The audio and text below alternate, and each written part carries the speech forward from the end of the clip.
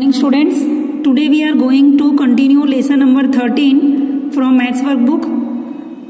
आज की वीडियो में हम लोग लेसन नंबर 13 ही कंटिन्यू करेंगे। इसके पहले हम लोग क्वेश्चन नंबर 5 का 2 नंबर तक कर चुके हैं। आज हम लोग क्वेश्चन नंबर 5 का 3 नंबर से स्टार्ट करेंगे। क्वेश्चन नंबर 5 में हमें सॉल्व द प्रॉब्लम्स दिए हुए हैं जिसमें हमें पहले आइडेंटिफाई करना है कि हमें डायरेक्ट प्रोपोर्शन लगाना है या इनडायरेक्ट प्रोपोर्शन लगाना है। अगर दोनों क्वांटिटीज़ इंक्रीज हो रही होगी या तो फिर दोनों क्वांटिटीज़ डिक्रीज हो रही होगी तो हम डायरेक्ट प्रोपोर्शन यूज़ करेंगे। और एक इंक्रीज हो रहा होगा एक क्वांटिटी और दूसरी क्वांटिटी डिक्रीज हो रही होगी, या तो फिर एक क्वांटिटी डिक्रीज हो रही होगी और दूसरी इंक्रीज हो रही होगी, तो हम लोग इनडायरेक्ट प्रोपोर्शन यूज़ करेंगे। इसके पहले जो हम लोगों ने क्वेश्चन नंबर 5 के 2 सम्स करे, दोनों के दोनों सम्स में डायरेक्ट प्रोपोर्शन मेथड यूज़ करी थी।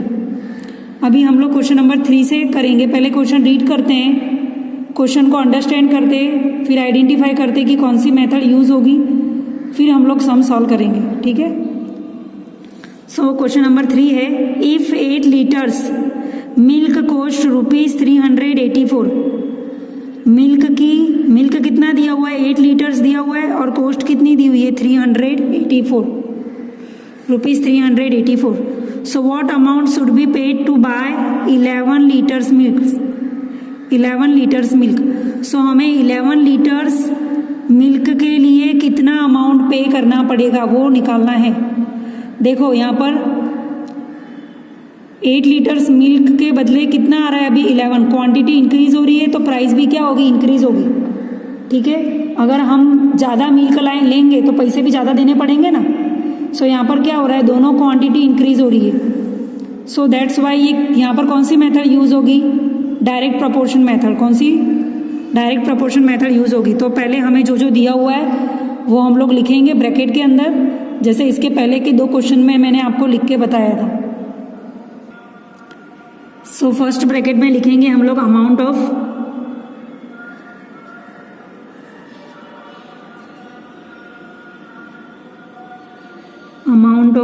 मिल्क। अमाउंट ऑफ मिल्क को क्या सपोज करने वाली हूँ मैं, x। ठीक है। तो ये पहले वाली जो वैल्यू होगी वो x1 होगी, x1 लीटर। ठीक है। और प्राइस क्या है, उसको लिखेंगे कॉस्ट ऑफ मिल्क, जिसे y सपोज करने वाले। तो 8 लीटर मिल्क के कितने रुपए देने पड़े हमें, 384। सो y1 की जगह पर लिखेंगे 384। अभी कितना लीटर मिल्क लेना है, x2 सपोज करेंगे, 11 लीटर मिल्क लेना है, उसकी प्राइस हमें फाइंड आउट करनी है। ठीक है। तो क्या लिखेंगे, here amount of milk increase हो रहा है ना। देखो पहले 8 था, अब हमने कितना लिया है, 11 खरीदना है। पहले हमने 8 खरीदा था, अब हमें 11 खरीदना है। So here amount of milk increase, so cost of milk will increase. अगर आप अमाउंट ऑफ मिल्क इंक्रीज करोगे तो कॉस्ट भी इंक्रीज होगी। Therefore, we can say that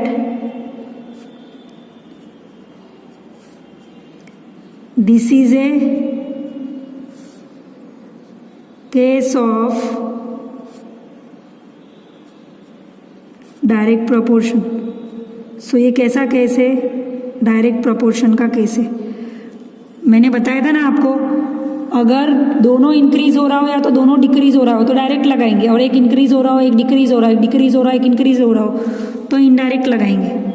ठीक है। तो यहाँ पर हमने लिख दिया कि ये कौन सा प्रोपोर्शन यूज़ हो रहा है, डायरेक्ट प्रोपोर्शन यूज़ हो रहा है। सो डायरेक्ट प्रोपोर्शन यूज़ हो रहा है, दो क्वांटिटीज़ दी हुई है। सो हम क्या लेंगे, therefore x1 upon y1 equal to x2 upon y2। x1 की वैल्यू क्या है क्वेश्चन में, 8, जो ब्रैकेट में फिल करा वहाँ से देख लेने का। y1 की क्या है, 384 रुपीज़। x2 क्या है, 11 है। y2 हमें फाइंड आउट करना है। अब क्या करेंगे, क्रॉस मल्टीप्लिकेशन करेंगे। क्या करेंगे, cross multiplication. So 8 into y2 equal to 11 into 384। अभी हमें क्या करना है, y2 की वैल्यू फाइंड आउट करनी है, तो y2 को सब्जेक्ट बनाएंगे। 8 मल्टीप्लाई में है तो 8 डिवाइड में जाएगा। सो 384 अपॉन 8, 8 से कट करो, 8 1 जा 8, 8 4 जा 32, सो रिमेनिंग रहेगा 6, 6 4 8 8 जा 64।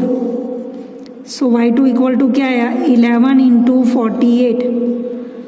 11 का 48 से मल्टीप्लाई करोगे तो 11 8 जा 88, 8 कैरिंग, 11 4 जा 44, 44 प्लस 8, सो आएगा 52।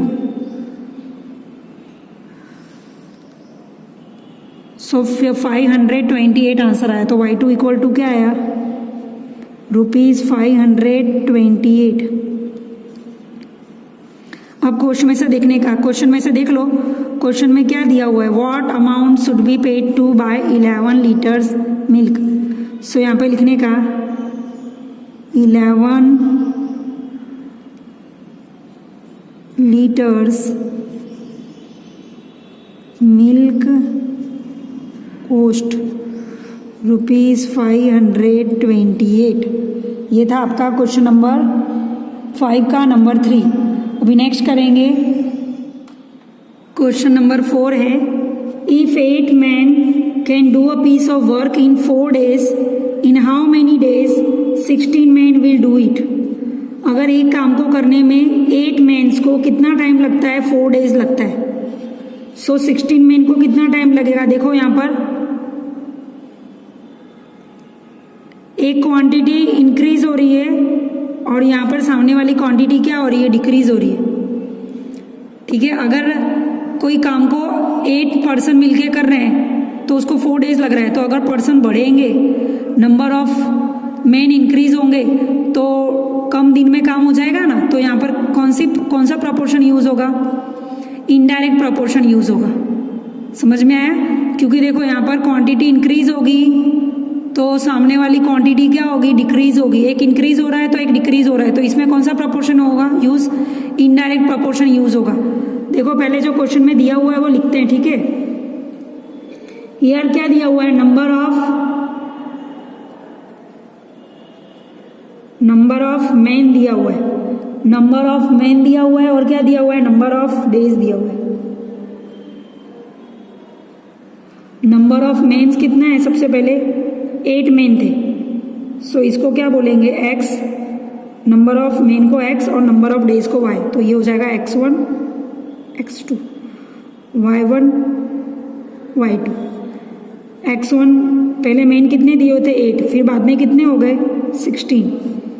डेज कितना दिया हुआ है क्वेश्चन में 4 days, बाद में कितने डेज होंगे वो हमें फाइंड आउट करना है, वो दिया हुआ नहीं है। ठीक है, अब क्वेश्चन में जो दिया हुआ है वो लिखते हैं, क्या क्या दिया हुआ है। क्वेश्चन रीड करने से हमें क्या पता चला कि number of man increase, so number of days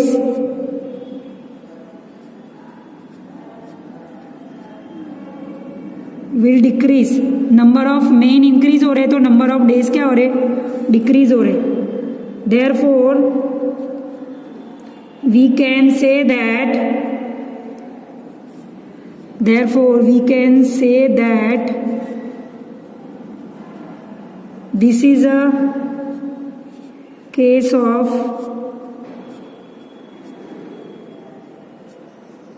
indirect proportion. आप इनडायरेक्ट प्रपोर्शन भी लिख सकते हो और इनवर्स प्रपोर्शन भी लिख सकते हो, दोनों का मीनिंग सेम ही है।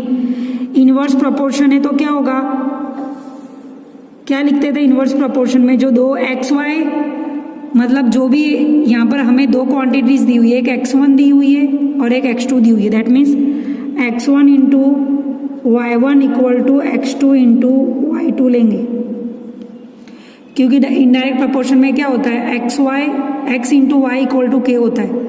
सो अगर जितनी भी क्वांटिटीज दी हुई है वो उनका प्रोडक्ट को क्या लेने का, इक्वल में लेने का। सो यहाँ पर x1 into y1 equal to x2 into y2 आएगा। अब क्वेश्चन में क्या दिया हुआ है, क्वेश्चन में x1 की वैल्यू दी हुई है 8 और y1 की दी हुई है 4, x2 की दी हुई है 16 और y2 तो हमें फाइंड आउट करना है। सो हम क्या करेंगे, y2 को सब्जेक्ट बनाएंगे। सो ये 16 को क्या होगा 8 इंटू 4 के डिवाइड में ले लेंगे। सो यहाँ पर लिखेंगे 8 1 ज़ा 8, 8 2 ज़ा 16, ठीक है। देन 2 1 ज़ा 2, 2 2 ज़ा 4। सो आंसर में क्या आएगा, क्या रिमेनिंग रहा, खाली 1 2 ज़ा 2। सो आंसर आएगा 2 डेज। अगर 8 मेन काम कर रहे हैं तो 16 डेज में हो रहा है, सॉरी 8 मेन काम कर रहे हैं तो 4 डेज में हो रहा है, तो 16 मेन काम करेंगे तो कितने डेज में होगा, 2 डेज में होगा। सो यहाँ पर लिखेंगे हम लोग आंसर में 16 man can do a piece of work in 2 days। क्या आएगा आंसर, इन 2 days। अभी नेक्स्ट नंबर करेंगे हम क्वेश्चन नंबर 5, जो कि क्वेश्चन नंबर 3 का लास्ट क्वेश्चन है। क्वेश्चन नंबर 5 है 20 masons can complete constructing a wall in 6 days। कितने मेशन काम करते हैं, 20 मेशंस। सो कितने दिन में काम होता है, 6 डेज में काम होता है। So how many days will it take if 30 machines do the job. अगर देखो नंबर ऑफ मेशंस हम इंक्रीज करेंगे तो नंबर ऑफ डेज क्या होगा, डिक्रीज होगा। नंबर ऑफ मेशंस इंक्रीज कर रहे हैं तो नंबर ऑफ डेज क्या हो रहा है, डिक्रीज हो रहा है। मतलब एक क्वांटिटी इंक्रीज हो रही है तो दूसरी क्वांटिटी डिक्रीज हो रही है, तो कौन सा प्रपोर्शन यूज होगा, इनडायरेक्ट प्रपोर्शन यूज होगा, ठीक है। सो यहाँ पर जो जो दिया हुआ है पहले क्वेश्चन में उससे हम लोग ब्रैकेट बनाएंगे। तो ब्रैकेट में आ रहा है नंबर ऑफ मेशंस, जिसे हम लोग x लेंगे, और नंबर ऑफ डेज उसे हम लोग y लेंगे। सबसे पहले कितने नंबर ऑफ मेशंस दिए हुए हैं, 20। नंबर ऑफ मेशंस कितने हैं, 20 है, तो कितने डेज में काम हो रहा है, तो y1 इक्वल टू आएगा 6 डेज। अगर हम नंबर ऑफ मेशंस इंक्रीज करें तो उसे क्या लेंगे, x2, कितने हो रहे हैं 30, और डेज हमें कितने हो रहे हैं वो फाइंड आउट करना है, ठीक है। कितना है, नंबर ऑफ मेशंस अगर 20 है तो कितने डेज में काम कर रहे हैं, 6 डेज में। अगर नंबर ऑफ मेशंस हम लोग बढ़ाएंगे तो कम दिन में काम होगा ना, मतलब क्या हो रहा है यहाँ पर, मेशंस इंक्रीज हो रहे हैं तो नंबर ऑफ डेज क्या हो रहे हैं, डिक्रीज हो रहे हैं। सो यहाँ पर हम लोग लिखेंगे आंसर में, here number of मेशंस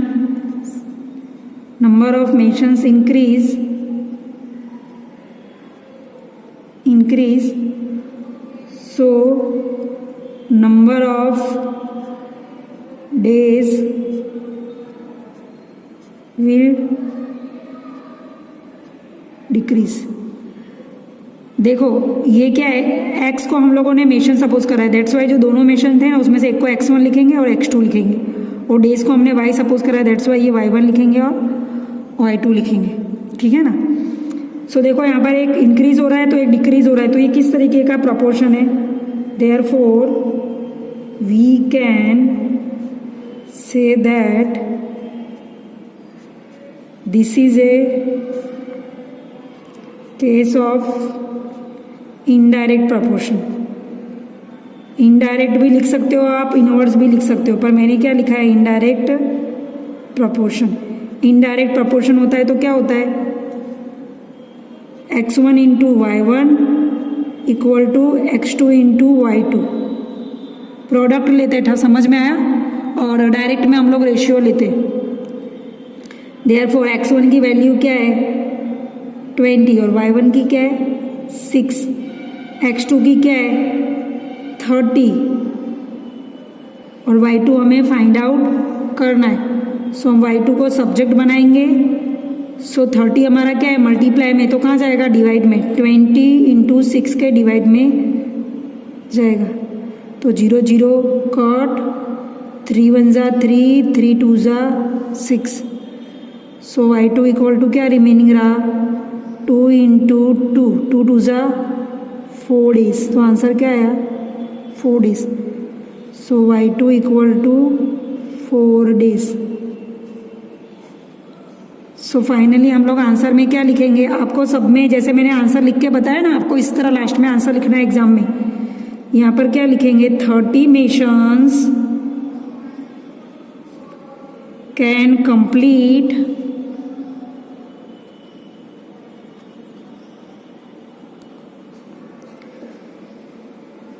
constructing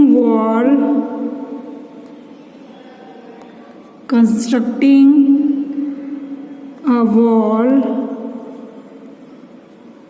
in 4 days।